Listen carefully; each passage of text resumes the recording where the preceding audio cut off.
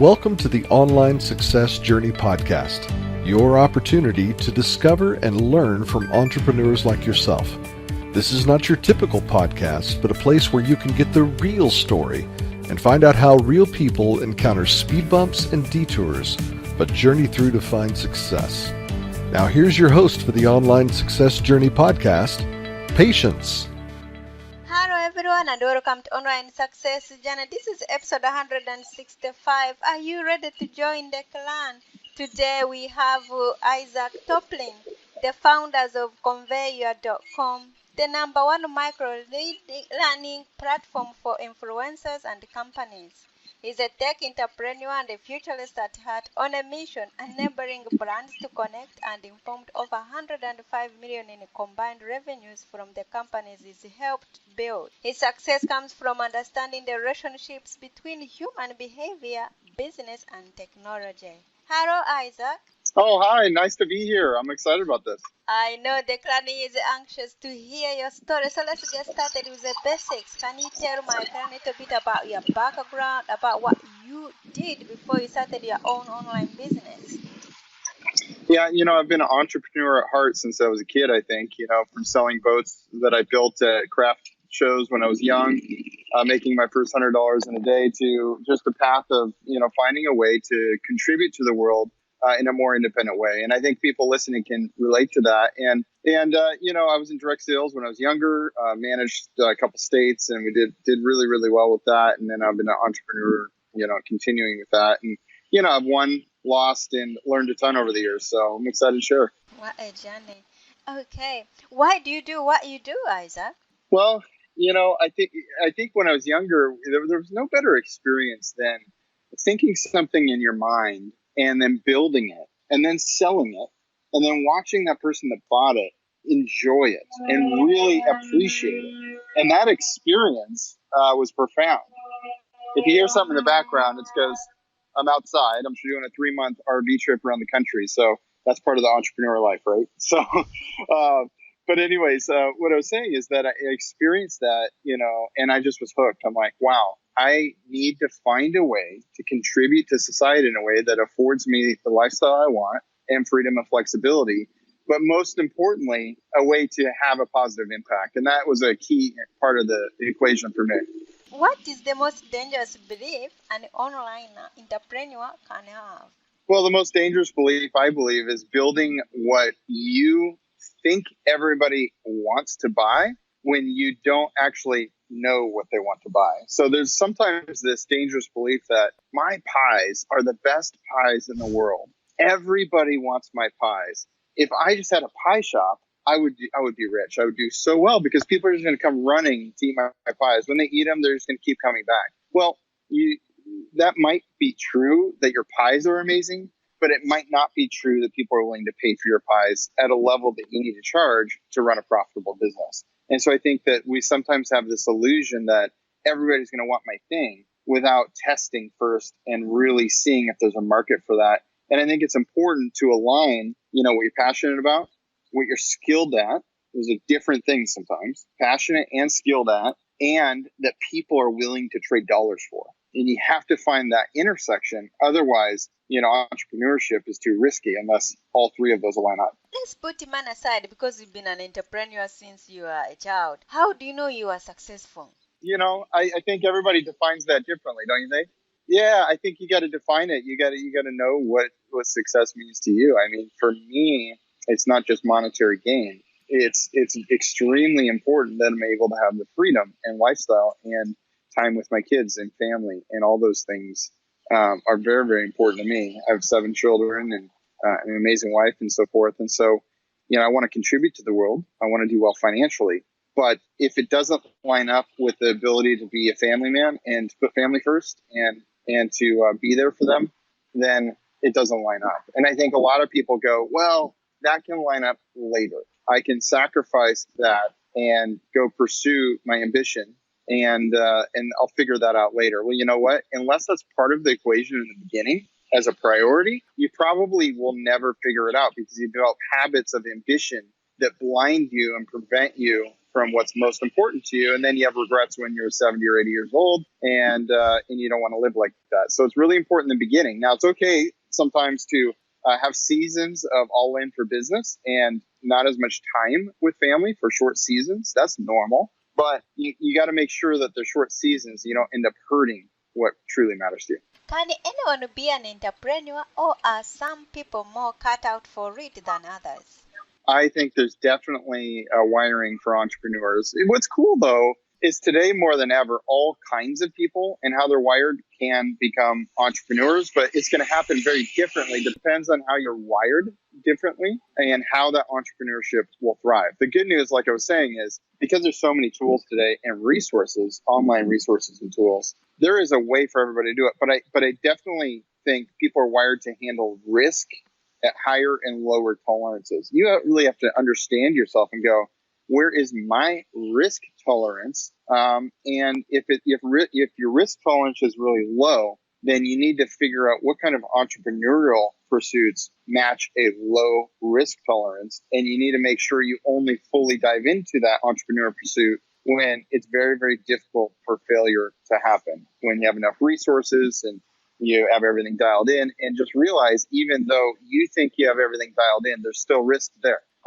But and I think there's some people that really maybe shouldn't even pursue entrepreneurship. I mean, I think if you really analyze these different things and look at it, it just might not be a path. Some people really do much better in a structured environment and working for a great company with a great boss, and with an opportunity to express your gifts in all kinds of magnificent ways. Hey, I have 7 kids. They're all wired completely differently. I don't know what their destiny is in terms of work, but I do know some of them are more prone to do entrepreneurship than others. I think all of them could and can, but they'll have to figure that out for themselves.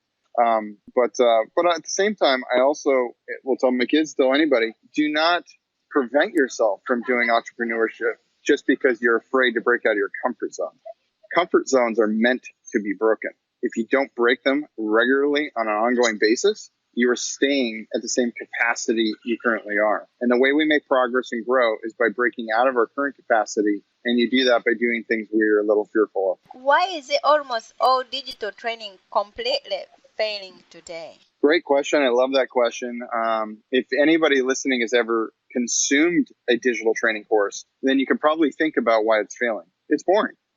People don't like it. They want the knowledge, but they don't want to stick through boring videos. They don't want too long of videos. And you have to have the right ingredients in place to make them engaging and encourage people to come back. Even if you think about this, think about content you love learning from that's digital, YouTube or course or university class you took that was online or something like that. Maybe the content's amazing. Just think about now how hard it is to get yourself back into that content, even if you loved it.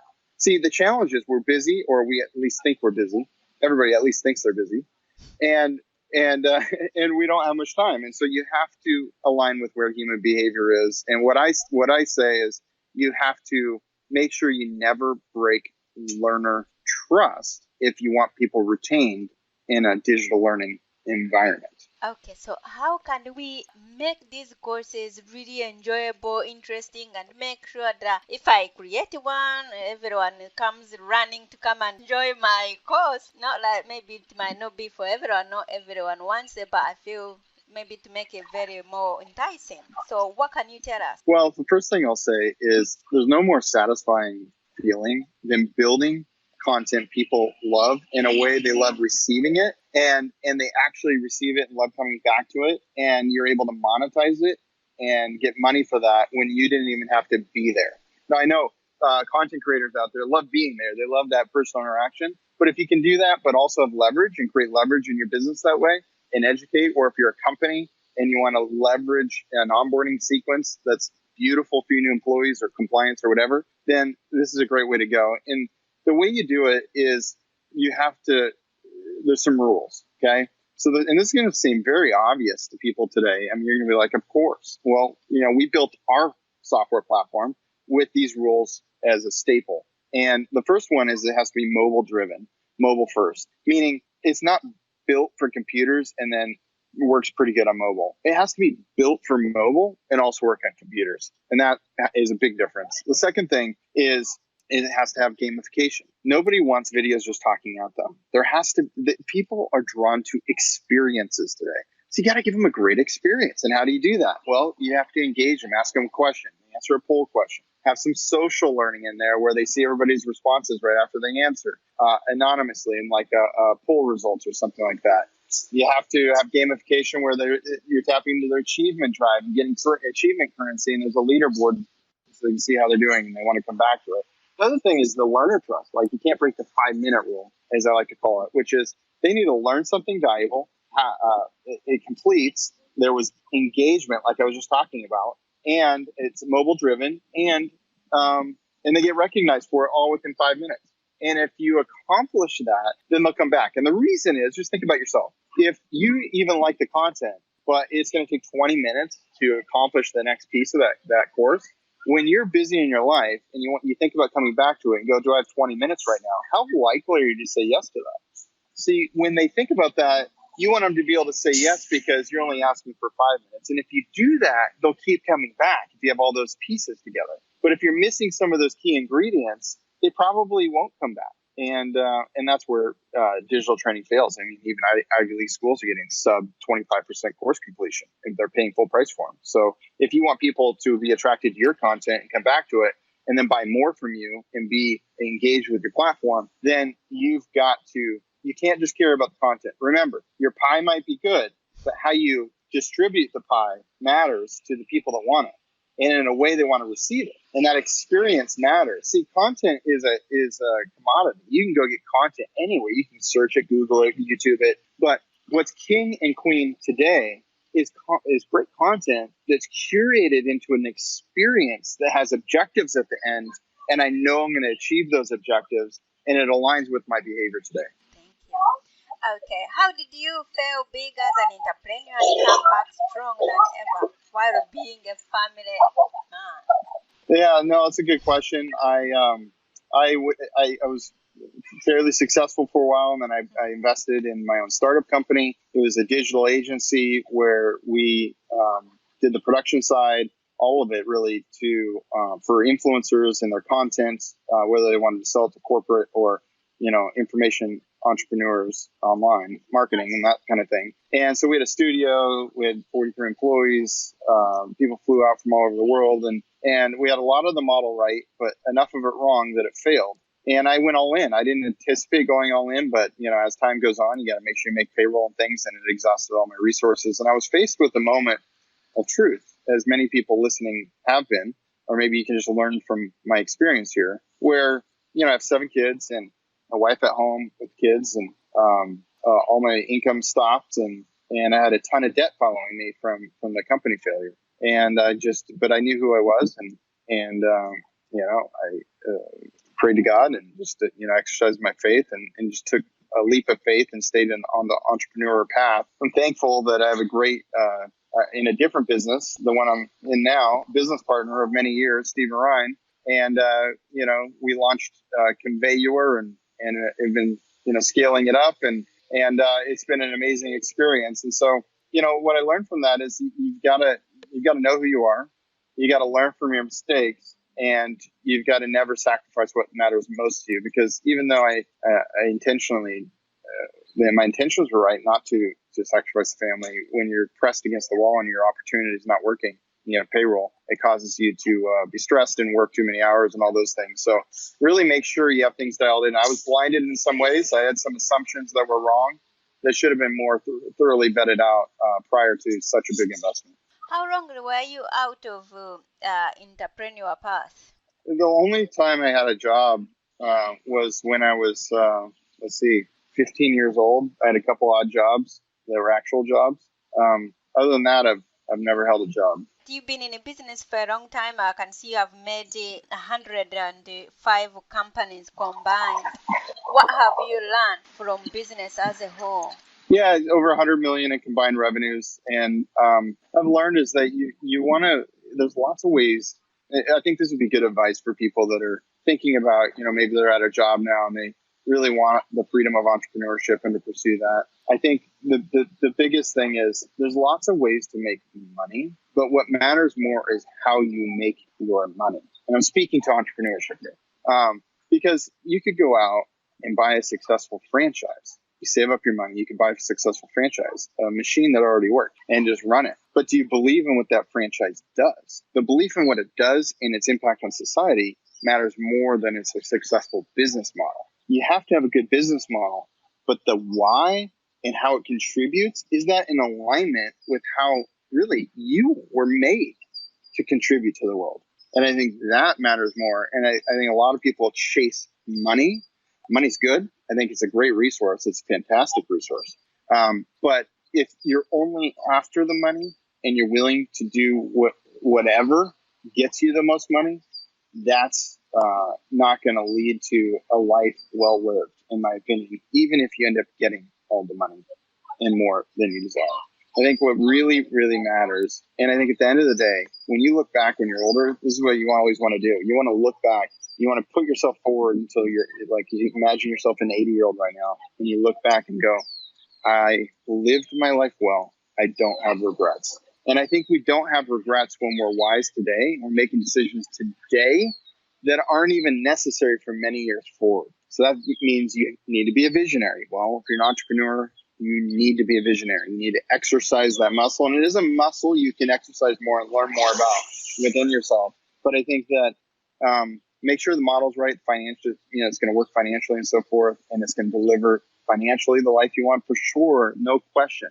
But on the other side of that, make sure you're pursuing something that aligns with your passions, your skills, and an overall calling of like, this is the kind of contribution I feel I'm called to make. And you might be going, well, Isaac, how do I figure that out? It's hard just to know all of that at once, but you can make right first steps that help you discover it. So you might not know that perfect vision, but just make sure that you're not just selling McDonald's hamburgers because it's going to make you a lot of money because you bought a McDonald's franchise. Make sure you actually believe in the product and its contribution to the world. Now, for some, maybe McDonald's is a great option for some reason. You're offering great jobs to young people. Like, you can find meaning in that, but make sure the meaning behind it is worthwhile and stirs you, because if it's not and you're wired to be an entrepreneur, you won't last in that entrepreneurial journey, because once you have the money, you're going to feel empty. But if you are doing what you're passionate about, you're never going to feel empty even if you have the money. See, money is a poor motivator, actually. You think it's a big motivator when you don't have very much money. But once you have the money, you realize how bad of a motivator it actually is. In all your businesses, have you ever had a mentor or a coach yourself? I've had lots of coaches and mentors. I think it's very, very important. And I think when you're looking for a mentor or a coach, you need to look for somebody that's been down the path you want to go in. They don't need to be perfect in every way. And sometimes I have different mentors for different reasons. Sometimes I have the guy that was amazing in raising his family, but then I have a different guy that is amazing running his business. And here's a key when you're getting the mentor or coach is you must humble yourself. And you must look them in the eyes and you must tell them, I give you permission to hold me accountable to any behavior or characteristics within me that you see are a detriment to the things that matter most, or anything involving my business. And even if it's hard for me to hear, I want you to tell me. If you don't tell your mentor or coach that, even if they're a great one, they might be walking on eggshells around certain subjects. Those certain subjects they're walking around eggshells because you didn't give them permission for are the things, most important things they need to tell you and are afraid to tell you. You must give them permission. What is the most valuable thing your mentors or coaches told you? Well, I think, one of the things that around the business failure that comes to mind is that a couple of really good friends, these people were friends. They weren't people that I officially asked to mentor me or coach me. They're younger than me, in fact.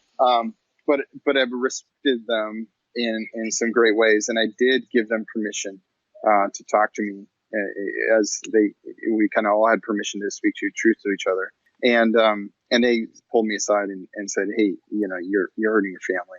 This business isn't working. You need to shift gears here. And so I'm so thankful for that, because even though it was kind of obvious, them speaking truth into me during that time, but also saying, hey, we're here for you. We're here. We'll help you. And they did follow through and help me. And I think that was crucial. I think other times I've thought about going in different business directions and people told me to, that's great, or not to.